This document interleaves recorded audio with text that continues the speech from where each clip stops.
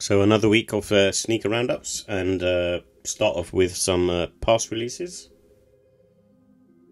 And the first one up is the Action Bronson New Balance 1906R in the Medusa Azul colorway, and there's also the Rosewater colorway released on the New Balance website on the 12th of July, and obviously I lucked out. And however, it was one of those ones where it wasn't quite announced ahead of time, I suppose, and I only found out about it on the day of release. But occasionally I do check the New Balance website from time to time, but this time around it seemed to be one of those ones where it wasn't really announced. I imagine it maybe was kind of put up the day before, and that's about it. But like I said, it looked like it was quite limited because I think in the queue at number 1200 or 1100, and by the time I got there, the Rosewater pair was sold out, and the Medusa pair just had the really smaller sizes, so I couldn't grab that. And then we had the New Balance 1000 in the black mold colour, which I think looks okay. It's not something that I would grab in all honesty, but it seems similar to the 9060 DTLR colourway that released, I think, last year. And then also a neutral pair, which looks quite nice and similar to the Arme Leon Dual one. So if you didn't manage to grab those, and this is a pair that you could potentially grab, and it seems to be available at the moment. And I'm not mad at it; it looks nice. And as I mentioned earlier, this Action Bronson Rosewater pair did release today as well on the New Balance website. None of the other sort of sneaker retailers have it listed or available for entry. So this one seemed to be even more limited than the Medusa Azul pair by what I can see. I would love to have a pair, but I'm not paying the resale prices at the moment. But maybe down the line it might get cheaper, because there'll be more pairs in circulation. And then surprisingly, here in the UK anyway, must be the EU as well, because soccer or football is more popular over here. These types of trainers do tend to sort of sell out, and they're pretty much on trend at the moment. With things like the Sunder and the Gazelles and the Gazelle indoors and the campuses, they all seem to be doing well here at the moment. And this Union pair, I think like I said before, it does look nice, and it pretty much sold out quite instantly on the sneakers app, and also in a lot of retailers as well when they had them on sort of a draw entry. So obviously, being in the UK and the EU, you can't really sort of look to sort of buy on the Union site because it costs too much, and then the import fees are quite a lot as well. So that's probably why most people waited it out for the retail release over here. And I also think maybe Nike limited stock more here than maybe in the US, because I think this is more of a US centric silhouette. And then I managed to grab a pair of these, the Air Max Sunder Gold Canyon, which I think are really cool. And this is a pair that released again, the day before, and on the July 11th. And it's a pair that I think pretty much sold out on the sneakers app. There's a few sizes left, and everywhere else it seems to be sort of sold out, or maybe sitting. So if you want to grab a pair, probably grab a pair now really. But I think a lot of the bigger sizes have gone. And the Air Pegasus 2K5 in silver. I think this is one of the nicer looking colorways for this particular model. I'm not a fan of the model itself. There's something about it that is not quite gelling with me. And I think if I was to wear a pair of runners from Nike, it would probably be the Vomero 5s versus this. So, and it's not speaking to me as much as the Vomeros. But however, out of all the colorways so far, this is the best one that's released, in my opinion, for this particular silhouette.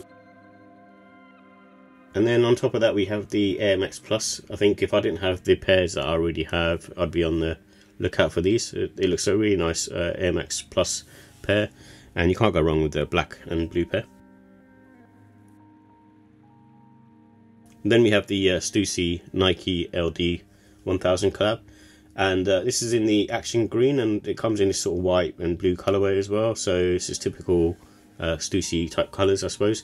And not a silhouette for me really, and I don't find these particular types of trainers comfortable. I think they're a bit outdated in my opinion, and I can understand maybe more from the general public, they'll probably be more interested in these types of trainers, but they look cool in terms of what Stussy have done to them in terms of changing the fabric and the embroidery and things like that. But at the same time, it's just, I know it's not a trainer that I'd be wearing on a daily basis, so that's why I'm not that interested in them. And they also released on the Stussy website, not on Nike yet. And the upcoming releases, so the first one that's going to be coming up in the US anyway is, in the US it's already released, but it's coming out here in the EU and the UK on the 16th of July, is the Air Max 1 Olympics. And this is similar to the Obsidian colorway, and for me, I have the 86 Obsidian pair, which aren't that comfortable, to be honest. For some reason, they're not as comfortable as red ones, but anyway, that's a side note. But I don't think these Olympics are a must-have for me. I think they're really nice. If I didn't have some of the other Air Maxes that I have, I would be on the market for these. I think they actually do look nice, but it's just one of those ones where it's so similar to other colorways that I've got that I won't be going for them. And I thought another one to mention, they seem to still be releasing these Footscape wovens, and then you've got the what they're calling the denim pair. I'm not sure what the other one is made from in terms of material, the light blue pair, but it doesn't look like denim to me. It looks like another maybe suede material. But these are nice, you know, and I've got a review on these soon as well for the Footscape. And it's a cool trainer in my opinion. It's kind of like the Air Max Sunder. It's a bit out there, but at the same time it's a cool trainer in the Nike history. And then we have the Adidas Crazy Infinity. So I bought these last year. I think it was the black colorway, just to sort of see what they were like. I actually thought they looked cool, but as soon as I put them on my feet, there was just something about them I didn't like, and it was just a very sort of chunky, boxy sort of silhouette, and it just doesn't go with my style. You have to be dressing with baggy clothing, and I think I don't dress in that way. But this particular colorway does look nice, so with the sort of clear shroud around it, I think it's pretty cool actually.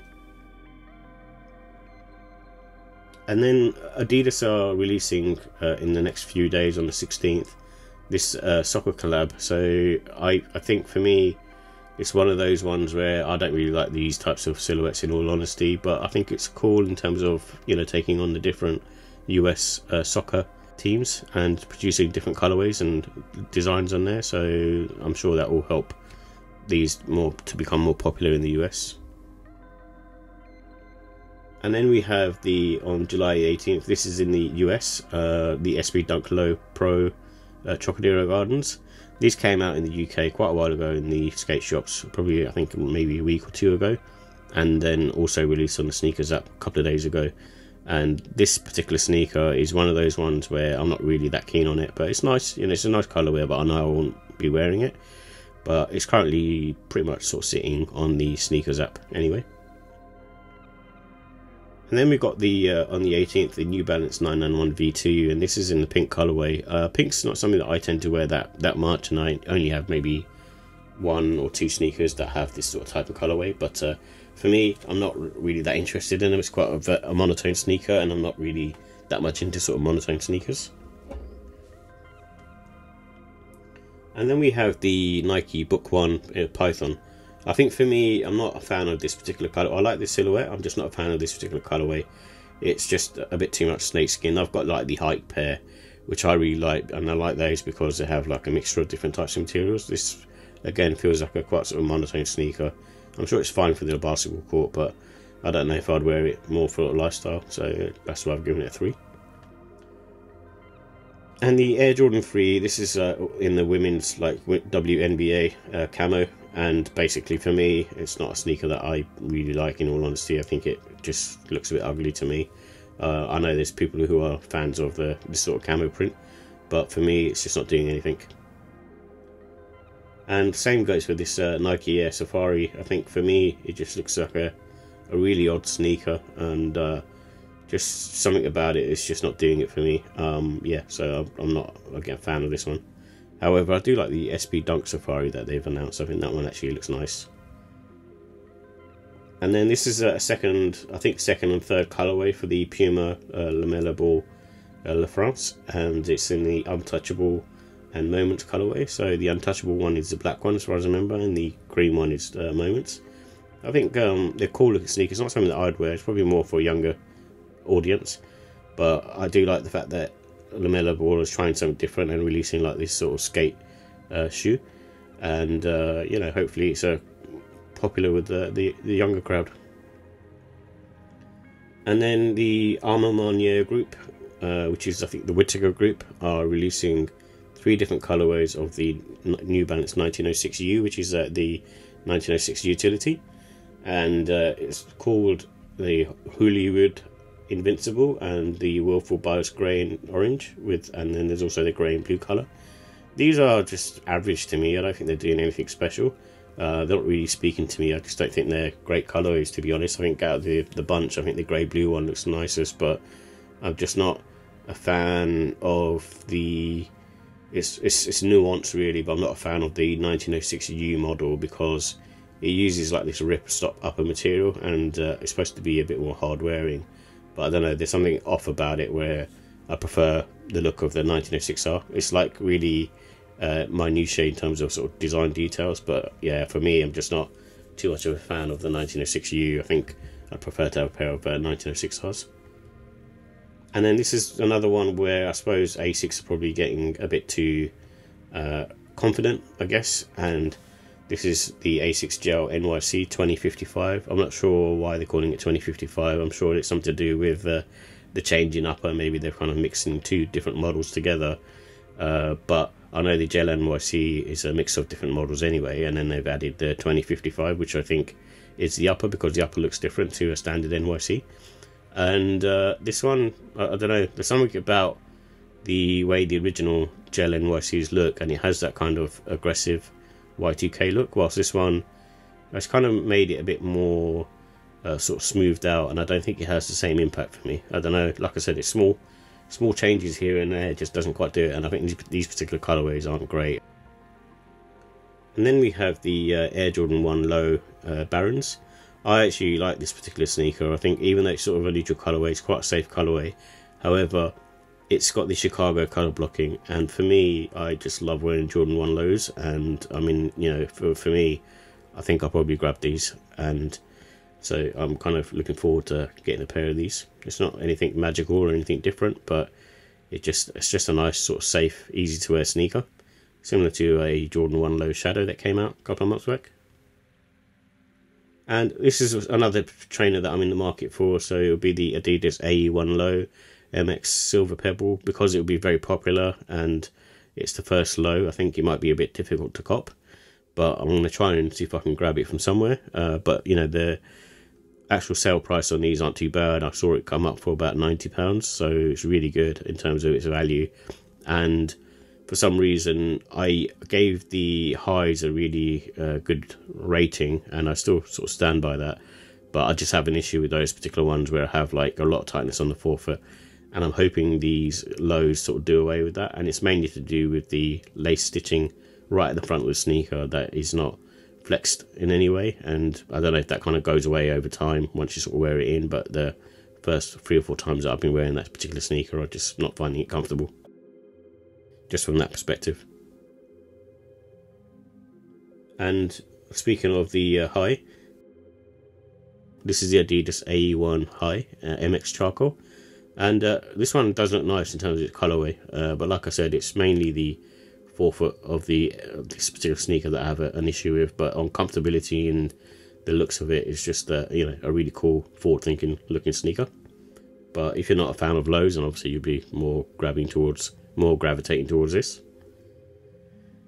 And then we have the Nigel Sylvester Air Jordan 4 RM Grandma's Driveway. It's supposed to be coming out on the 20th of July, so I'm not sure if that actually happens or not, but it's a cool looking sneaker. I saw a review from Elliot Page on the like a white and black pair, and it's a nice sneaker. It looks nice anyway. It looks a bit chunky, kind of similar to the Air Flight 89 lows that released back in January, I think it was.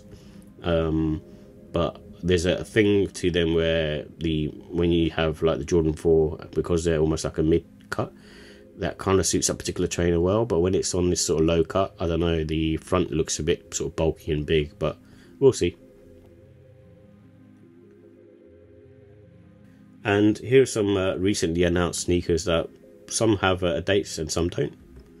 So the first one up is the Air Max Uptempo Olympics.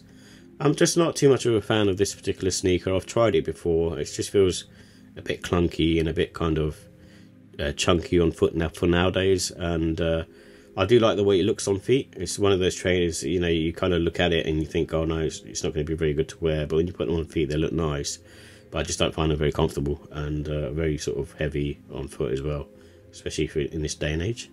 But still, nice, cool, neutral colours. And then we have the Kobe 5 Protro, and this is in the eggplant colourway. I'm not a fan of this particular sneaker. I think it's fine for the basketball court, but for lifestyle wear, I don't think it's doing anything that particularly special, and I think it would just be a bit harder to wear really. And I'm a big fan of this model, the Air Max 2013, and I have like the Desert Sand colorway, which I did a review on, I think maybe a month or so ago, a couple of months ago, and I just really love wearing this pair. I've been starting to wear it more recently during the summertime, and they just really, for me personally anyway, they just feel really nice on foot, very sort of neutral, a bit on the firm side, and I wouldn't really be on the lookout for this Hot Punch colorway, but you know, I think they look really cool for, you know, this type of Y2K type sneakers, and I think, you know, this particular silhouette is really nice from the Air Max line. And then another one that was announced for summer 2025 is the Air Jordan 1 High, and this is in the UNC colorway, and it says it's reimagined, so I'm not sure what details they're going to change on that. We'll have to wait and see. Hopefully it's not too much of a material change and it's kind of kept quite simple, but you know, you don't know how these things are going to go.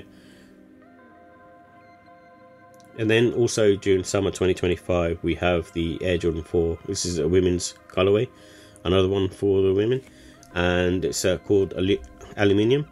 The problem with this particular sneaker is, I think for me, it's just like the metallic hits on there, and this is obviously a mock-up, but I imagine being a women's sneaker, they'll probably do some sort of funkiness on this to make it a bit more, I suppose, feminine looking, I guess, and probably a bit sort of have more sort of shiny materials on there, which is what they tend to do with a lot of the women's pairs of sneakers.